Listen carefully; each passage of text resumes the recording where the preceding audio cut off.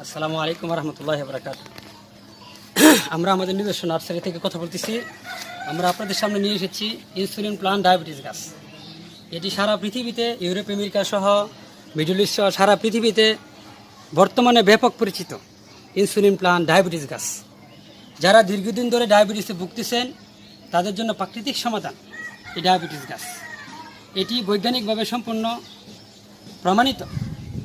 এটি এই গাছের পাতা সকাল সন্ধ্যা সেবন করলে ডায়াবেটিস সম্পূর্ণ নিয়ন্ত্রণে থাকবে ইনশাআল্লাহ।